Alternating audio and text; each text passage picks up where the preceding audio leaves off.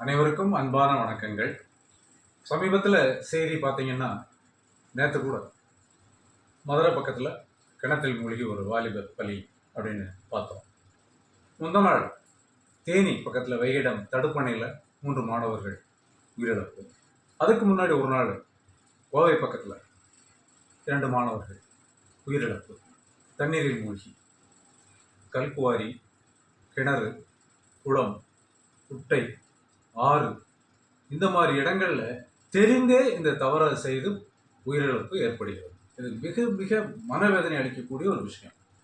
ஒரு விபத்து நடக்குது, எதிர்பாராதது, அதை கூட நம்ம கவனமா இருந்தோம்னா தவிர்க்கப்படலாம். ஆனா இந்த மாதிரி தெரிஞ்சே இது ஆழமான பகுதி, இது தண்ணீர் பகுதி, இதுக்குள்ள நம்ம போனா நமக்கு நீச்சல் தெரியாது, நீச்சல் தெரியலன்னா நம்ம மூழ்கி இறந்துருவோம். அது அவேர்னஸ் அந்த ஸ்டூடெண்ட்ஸ் தான் நிறைய போய் மாட்டுறாங்க. பள்ளி குழந்தைகள் லீவுக்கு பாட்டி வீட்டுக்கு போனாங்க, திருவிழாவுக்கு போனாங்க, இந்த மாதிரி நிறைய நடக்குது. ஒரு சமீபத்தில் 2 வருஷத்துல பார்த்தீங்கன்னா ரொம்ப எக்கச்சக்கம் வந்து தமிழ்நாட்டில் இந்த மாதிரி உயிரிழப்புகள் நடந்து அவங்க இன்னுயிரை நீத்துறாங்க. அப்புறம் பெரிய பாரம் அவங்க சார்ந்த குடும்பத்தாருக்கு பெரிய பாரம், பேரண்ட்ஸுக்கு எவ்வளோ பெரிய கஷ்டங்கள். இது முற்றிலும் தவிர்க்கப்படக்கூடியது, தவிர்க்கப்படலாம். ஒரு விழிப்புணர்வு தான் இதுக்கு வேணும். அதனால இந்த மனவேதனையும் உங்க கூட பகிர்ந்துக்கலாங்கிறதுக்காண்டி அந்த வீடியோ போடுறேன்.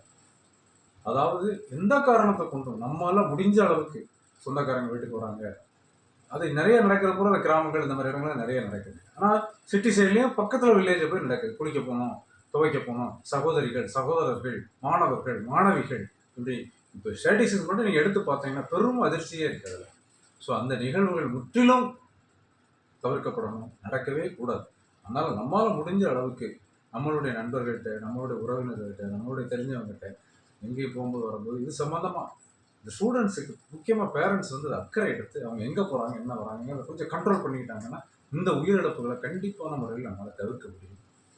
இந்த விழிப்புணர்வை ஏற்படுத்தணுங்கிறத உங்கள்கிட்ட நான் ரெக்வஸ்ட் பண்ணி கேட்டுக்கிறேன். முடிஞ்ச அளவு இதை ஃபாலோ பண்ணுவோம். நம்ம முடிஞ்ச அளவு தவிர்க்கிறதுக்கு என்ன செய்யணுமோ அதை நம்ம ஃபாலோ பண்ணணும். அதுதான் அந்த வீடியோ மூலம் உங்கள்கிட்ட நான் ஷேர் பண்ணிக்கிற விஷயம். என்னுடைய பிஎஸ்என் பார்வையில்ங்கிற இதை நீங்கள் சப்ஸ்கிரைப் பண்ணுங்கள், பிடிச்சிருந்தா லைக் பண்ணுங்கள், கமெண்ட் பண்ணுங்கள். நன்றி, வணக்கம், மீண்டும் சந்திப்போம். தேங்க்யூ.